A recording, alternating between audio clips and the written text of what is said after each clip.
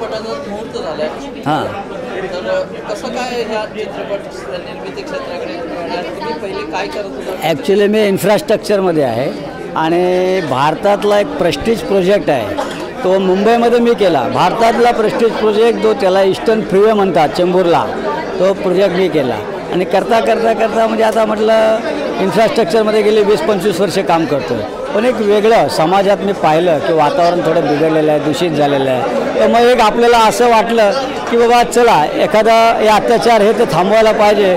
मग हे या मुली आहेत, या महिला आहेत, त्यांच्यावरती जो अत्याचार सध्या चाललेला आहे, तुम्ही हा पिक्चरचा सारांश तसाच आहे की एक महिला, डॅशिंग महिला, मी ओपन स्टोरी तर तुम्हाला पिक्चर आल्यावर कळेलच, पण एक डॅशिंग महिला कशा होऊ शकतात, कशा फेस करू शकतात अत्याचार याला वगैरे सगळं, तो आमचा माझा एक हे त्याबद्दल मला म्हणजे विचार आला की असं आपण काहीतरी वेगळं काहीतरी करावं आणि म्हणून मी या क्षेत्रामध्ये आलो. आणि याच्यानंतरसुद्धा मला अजून काहीतरी वेगवेगळ्या समाजासाठी करायचं आहे, वेगवेगळ्या समाजाला दाखवायचं आहे की त्यामुळे बाकी जे लोकांचे जे अत्याचार आणि हे कसे थांबतील, त्याच्यावरती माझा विचार आहे.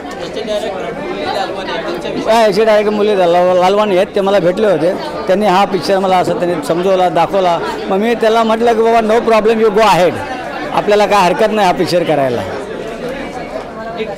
बस हां, मला ते असं वाटलं आता मराठी ॲक्टर्स वगैरे आपले सगळेच हे करतात. मग कृष्णा की जो कॉमेडी ॲक्टर मी कायम पाहिलं त्याला आणि याच्यामध्ये बरीचसं कॉमेडीसुद्धा आहे. तर मग कृष्णाला मी मुरलीला म्हटलं बा कोण असा आहे, तर मुरलीने मला सांगितलं कृष्णा आहे, तो आपल्या याच्यामध्ये येऊ शकतो. मग आम्ही त्याला कॉन्टॅक्ट केलं आणि कृष्णाने होकार दिला आणि आजचा जो कार्यक्रम जो पाहिला तो एक तर कॉमेडी पण आहे आणि सगळं व्यवस्थितरित्या सगळे लोक आलेत, ते पण खुश झाले आणि त्याचा भिंगरी पाहायला सगळे उत्सुक आहेत कधी येतं. कांचन ॲक्च्युली कसं आहे की कांचनसुद्धा फर्स्ट आहे आणि माझे एक डायरेक्टर आहेत ते नित्यानंद येवले, तर त्यांची ती मिळवणी आहे. तर आम्हाला म्हटलं त्याला आपल्या घरापासूनच सुरुवात करू आणि तिला एक एंट्री देऊया, या हिशोबाने आम्ही कांचनला घेतलं. याचं शूटिंग मला वाटतं इमिजिएटली आता चालू होईल, मला वाटतं जास्त वेळ लागणार नाही, 8-10 दिवसामध्ये. आणि पिक्चर मला वाटतं मार्च-एप्रिलमध्ये रिलीज होऊन जाईल.